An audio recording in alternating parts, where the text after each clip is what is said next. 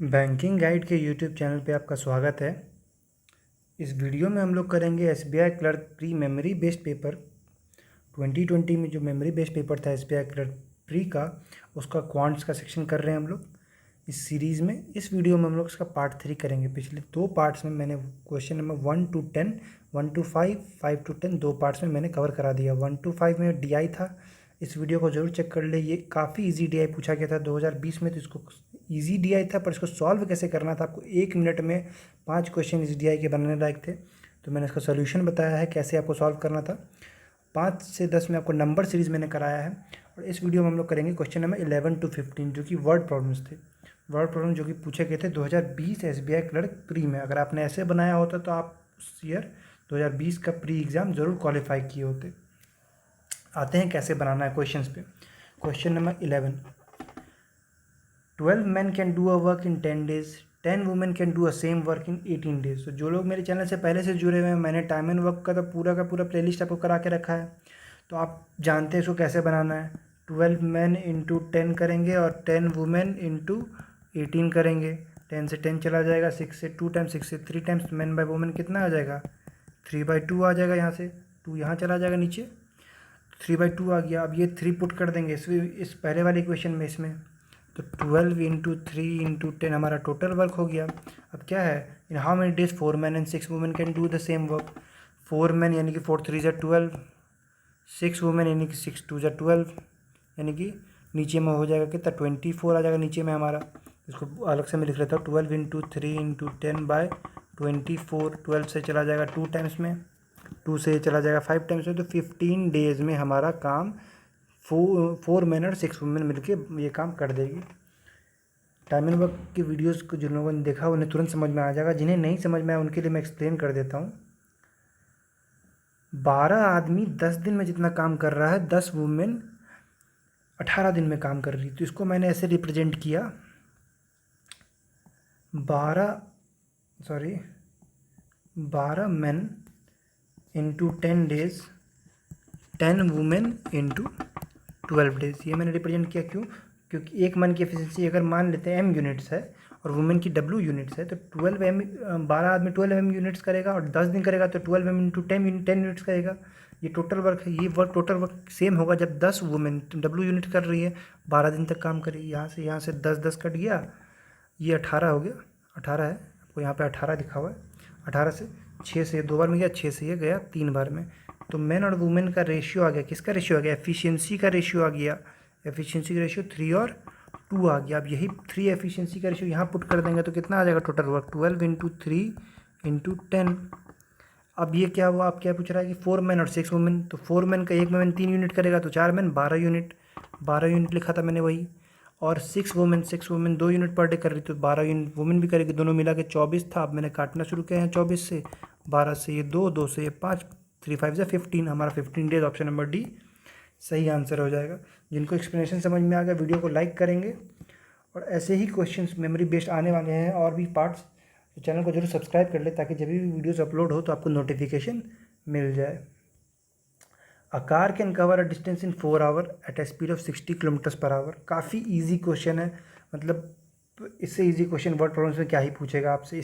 इन पांचों word problems को आप मुश्किल से 1 से 1.5 मिनट में, 1 से 1 मिनट 30 सेकेंड में पूरे के पूरे 5 क्वेश्चन आप बना सकते थे। बस सही अप्रोच रखना था और आपकी प्रैक्टिस अच्छी होनी चाहिए। देखते हैं कैसे बनाते हैं। Car can cover a distance in 4 hour at a speed of 60 km/h, then by what percent should the speed of car be increase to cover the same distance in 2.5 hours. 4 घंटे travel कर रहा है 60 km/h में, तो total distance कितना करेगा? 4 into 60, speed into time 240 kilometre travel करना है उसको। ठीक, कितने परसेंट से अपना स्पीड बढ़ाना होगा उसको जब यही डिस्टेंस वो 2.5 आवर्स में करेगा? तो डिस्टेंस बाय टाइम कर देंगे हम लोग, स्पीड निकल जाएगा। तो 240 बाय हम लोग 2.5 को 5/2 लिख सकते हैं। 5 से कट जाएगा 48, आ जाएगा कितना 96। इनिशियली स्पीड कितना था हमारा 60 km/h, बाद में कितना हो गया 96। परसेंटेज चेंज कितना है? पहले चेंजेस कितना है 36 चेंज है, परसेंटेज कितना होगा 36, 60 का कितना परसेंट है 60% है। कैसे 60% है? 10% इतना 6 है, 10% का 6 टाइम तो 60% हो गया। कोई डाउट रह जाएगा तो आप कमेंट करके पूछ लेंगे। अगर सॉल्यूशन समझ में आ रहा है तो आप वीडियो को लाइक कर देंगे। तो हमारा आंसर हो जाएगा यहाँ 60%, जो कि ऑप्शन नंबर ए है। आते हैं अगले क्वेश्चन में, क्वेश्चन नंबर 13 में। The ratio of ages of Ram and Rahim 10 years ago was 1/3। मैं आपको दो मेथड बताऊंगा, एक बेसिक, एक पूरा का पूरा बेसिक मेथड, और एक मेथड जिसमें कि आपको स्मार्ट अप्रोच से बहुत कम टाइम में, मुश्किल से आप 10 से 15 सेकंड में इस क्वेश्चन को एकदम उड़ा दोगे। उतना 10 से 15 सेकंड में मैं ज़्यादा बोल रहा हूँ। देखिए, राम और रहीम का इनिशियली रेशियो क्या था? 10 साल पहले की बात हो रही है, 1:3 था। बाद में रेशियो क्या हो गया? Ratio of their edges 5 years है, यानी कि 5 साल बाद का रेशियो कितना है? 2/3। इनका गैप देखेंगे। पहले मैं आपको एकदम अच्छा वाला मेथड बताता हूँ जिससे कि आप टाइम सेव कर सकते हैं। इनका गैप कितना? 2 यूनिट्स। यहाँ पे 1 यूनिट, तो यहाँ भी 2 यूनिट्स करेंगे तो ऊपर नीचे 2 से मल्टीप्लाई कर देंगे, तो ये हो जाएगा 4, ये हो जाएगा 6। आ गया 2 यूनिट का गैप। अब 1 यूनिट ये था, 4 यूनिट ये है। 10 साल पहले और 5 साल बाद डिफरेंस कितना है ईयर में? 15 साल। ये जो 3 यूनिट 1 और 4 के बीच में ये गैप है 3 यूनिट्स का, ये इक्विवेलेंट हो जाएगा 15 यूनिट के 5 टाइम्स। कैसे कर रहा हूँ मैं बता दूंगा आपको। पहले आप देखो, 3 यूनिट्स का इक्विवेलेंट 15 हो जाएगा, 1 यूनिट का वैल्यू 5 हो जाएगा। अब 5 साल बाद कितना 4 यूनिट था इसका एज, 5 4 20, माइनस कर देंगे 5 years, तो हो जाएगा हमारा 15 साल इसका एज था। Present age, the ratio of present age कहता है, रेशियो ऑफ प्रेजेंट एज निकालना है, तो 15 साल किसका था? राम का। अब रहीम का उसी तरह निकालेंगे। 1 unit is equal to 5, 6 unit है, 6 5 30 माइनस 5 25, तो 5 से 3 बार में, 5 से 5 बार में, तो 3:5 आ जाएगा। मैं आपको फिर वापस समझाता हूँ मैंने किया कैसे। 3:5 पहले आंसर हमारा ऑप्शन नंबर बी हो जाएगा। अब इस मेथड से जाओगे तो आप मुश्किल से 10 से 15 सेकंड में पूरा का पूरा क्वेश्चन आप बना डालोगे। वैसे बेसिक मेथड से भी आप जल्दी बना डालोगे क्योंकि क्वेश्चन के डेटा उतने ज़्यादा बड़े नहीं हैं, पर क्योंकि ये आप जब डिफ़िकल्ट क्वेश्चन आएगा तो आप इस तरह के ट्रिक से बनाओगे, इस तरह के अप्रोच से बनाओगे तो काफ़ी जल्दी बना डालोगे।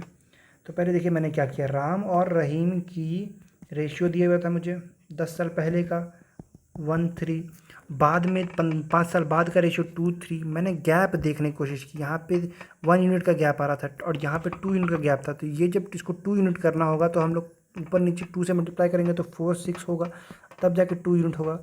ये गैप जब इक्विवेलेंट होगा, यहाँ पे भी 2 यूनिट का गैप है, यहाँ भी 2 यूनिट का गैप है राम और रहीम की एज में, तब जाके हम लोग इसके यूनिट्स में कंपैरिजन कर पाएंगे। 3 यूनिट का गैप है और डिफरेंस कितना है इन दोनों पीरियड में? 15 साल का।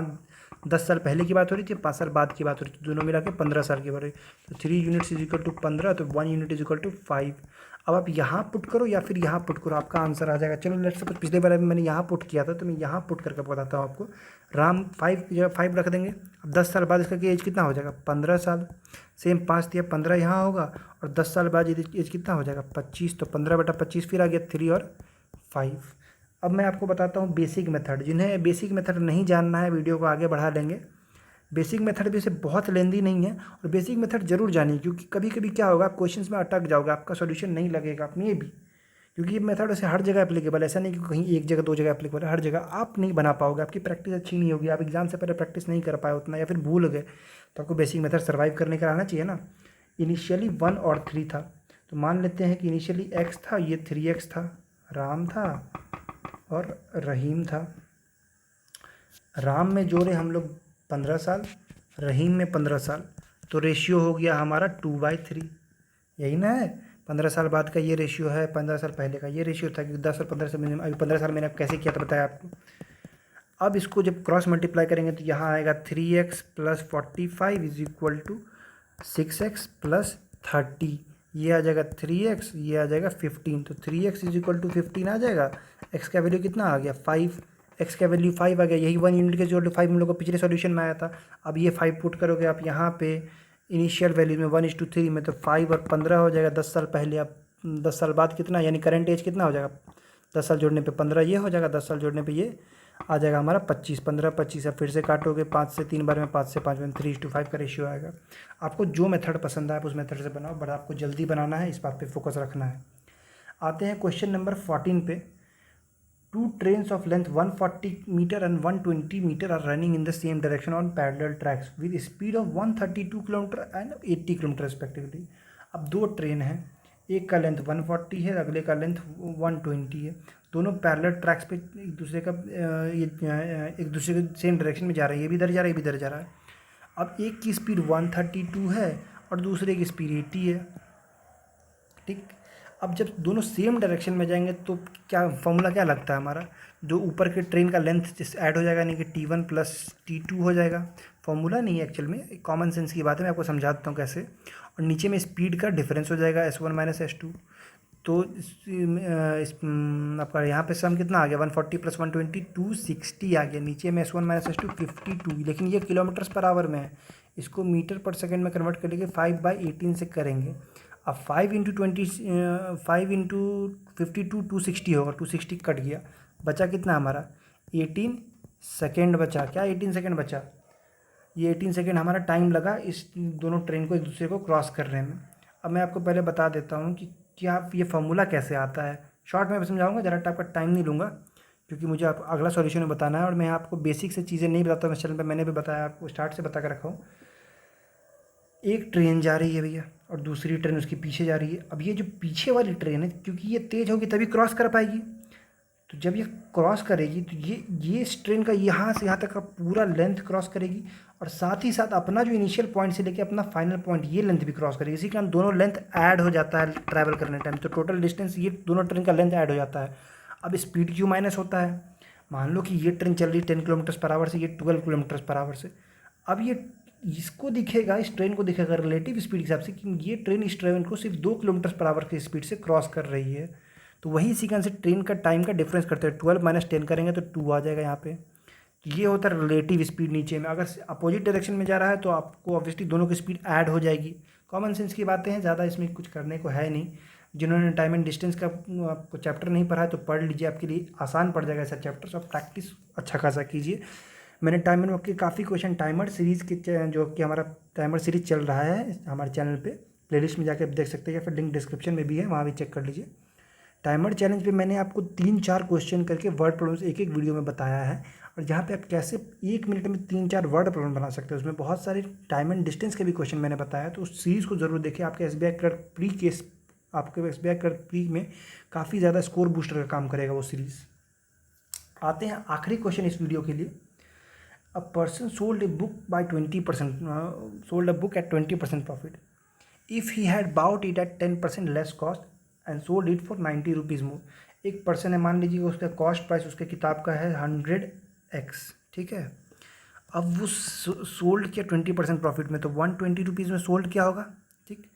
अगर वो 10% कम पैसे पे खरीदता, इसका 10% कम यानी कि 90 रुपये में खरीदा होता 90x में, and sold for 90 rupees more, 120 plus 90 कर लेते हैं, तो he would have gain 40% profit. अब इसका 40% प्रॉफिट, यहाँ से 40% प्रॉफिट लेगा, क्योंकि अब नया कॉस्ट प्राइस तो ये है, 10% कम में खरीदा है, तो 40% करने के लिए 10% कितना, 9 हो जाए 36x। अब इन दोनों के बीच में गैप कितना है, यही ना नया सेलिंग प्राइस, इन दोनों के बीच में गैप कितना है 30x प्लस 90, ठीक। 36x होना चाहिए था, मतलब 30x तो ऐसे चला गया, बचा हुआ 6x, यही होना चाहिए था। 6x इज इक्वल टू 90, तो x का वैल्यू कितना आ जाएगा 15। कॉस्ट प्राइस निकालने वाला कॉस्ट प्राइस कितना था 100x, तो 1500 हमारा आंसर हो जाएगा। मैं आपको समझा देता हूँ जिन्हें नहीं समझ में आया, थोड़ा सा स्लो करके एक्सप्लेनेशन आपको देता हूँ, ताकि आप अगले बार इस क्वेश्चन को इसी तरीके से इतने तेज़ी में ही बना पाओगे। पहले तो इनिशियली कॉस्ट प्राइस 100 माना था, वहाँ तो आपको समझ में आ गया होगा, और कॉस्ट सेलिंग प्राइस 120, क्योंकि 20% का प्रॉफिट हो रहा था, कॉस्ट प्राइस मैंने मान लिया था 100x और सेलिंग प्राइस मैंने मान लिया था 120 इस कारण से x। अब 10% लेस कॉस्ट में बेचा, तो 10% यहाँ से लेस कॉस्ट में बेचेगा, तो अब खरीदेगा तो उसका क्या होगा 90 रुपीज़ का कॉस्ट प्राइस पड़ जाएगा, और 90 रुपये ज़्यादा में बेचा, 90 रुपीज़ मोर में सोल्ड किया, 40% प्रॉफिट हुआ होगा। तो अब यहाँ से कर लेते हैं 140% हुआ होगा किसका, ऑफ 90, ये वैल्यू हमारा 140% है, यानी कि 36x जो कि यहाँ से 40% आ रहा है, 36x जो प्रॉफिट है, ये इन दोनों का गैप होना चाहिए था प्रॉफिट में, तो कितना आता है 30x प्लस 90, यहीं से आ जाएगा 6x इज इक्वल टू 90, यहीं से आपको इधर आने पे वही मैंने 6x इज इक्वल टू 90 किया था, तो x बराबर हमारा आ गया था 15। अब 15 ये आ गया, कॉस्ट प्राइस हमारा 100x है, तो 1500 हमारा आंसर हो जाएगा। अगर एक्सप्लेनेशन समझ में आया तो वीडियो को लाइक करेंगे, बैंकिंग गाइड हमारा चैनल है, इसको ज़रूर सब्सक्राइब करेंगे, क्योंकि ऐसे ही क्वेश्चंस, मेमोरी बेस्ड पेपर और जितने भी एग्ज़ाम रिलेवेंट कंटेंट है, जो कि मैं अपने एक्सपीरियंस से बताता हूँ, मैंने जितने भी एग्ज़ाम्स दिए हैं उसमें कैसे क्वेश्चंस आए थे, उस बेसिस पे मैं क्वेश्चन सेलेक्ट करके यहाँ पे आपको कराता हूँ। और बेसिक से चीज़ें नहीं, मैं आपको प्रैक्टिस कंटेंट कराता हूँ। तो चैनल को सब्सक्राइब कर लेंगे, ऐसे ही बहुत सारे क्वेश्चन के वीडियो आपको वीडियोज़ मिलते रहेंगे, जहाँ पर आपको वीडियोज़ में ईजी सॉल्यूशन बताता रहूँगा। साथ ही साथ मैंने 2019 के पेपर में SBI क्लर्क प्री मैंने 2019 का निकाला था, प्री प्लस में, तो प्री में मुझे 95 आए थे। मैंने अपना स्कोर कार्ड भी शेयर किया है और अपना स्ट्रैटेजी भी बताया कि आप क्लर्क प्री में कैसे हाई स्कोर कर सकते हो और क्लर्क प्री किस तरह से PO प्री में से डिफरेंट होता है, ये मैंने आपको स्ट्रैटेजी वीडियो में बताया है। साथ ही साथ हमारा टाइम एंड वर्क का पूरा प्लेलिस्ट, जिसमें कि 12 वीडियो अपलोड हो चुके हैं, आप उस प्लेलिस्ट को ज़रूर विजिट करें। यहाँ पे आपसे total 60 different type of question कराए जा चुके हैं और भी डिफरेंट टाइप ऑफ क्वेश्चन जो कि आने वाले हैं। आपको प्री प्लस मेंस का पूरा कोर्स है, तो ज़रूर इस कोर्स को विजिट करें और टाइमर चैलेंज के सारे वीडियोस ज़रूर देख डालें। और SBI क्लर्क प्री 2019 का भी पेपर, जिस तरह से मैं अभी 20 का पेपर करा रहा हूँ, वो भी कराया है मैंने, और उसमें मैंने 95 स्कोर किया था। तो आप मेरा सॉल्यूशन जाकर देख सकते हो किस तरह से मैंने उस पेपर में 95 स्कोर किया था, कैसे मैंने क्वेश्चंस में अटैम्प्ट रखा था, क्या मेरा अप्रोच रहा था उन सब क्वेश्चंस को लेके। तो आप ज़रूर उस सब क्वेश्चन को, उन सब वीडियोज़ को जाकर विजिट करें। मिलते हैं आपसे अगले वीडियो में। प्लेलिस्ट पे जाकर इन सब वीडियोज़ का लिंक आपको मिल जाएगा, या फिर लिंक डिस्क्रिप्शन में मैं दे दूँगा। वीडियो देखने के लिए धन्यवाद। मिलते हैं अगले वीडियो में, जिसमें कि मैं आपको जितने भी सिंप्लीफिकेशन के क्वेश्चन थे SBI क्लर्क प्री 2020 में पूछे गए थे, मैं उनका सॉल्यूशन आपको कराऊंगा। वीडियो देखने के लिए धन्यवाद।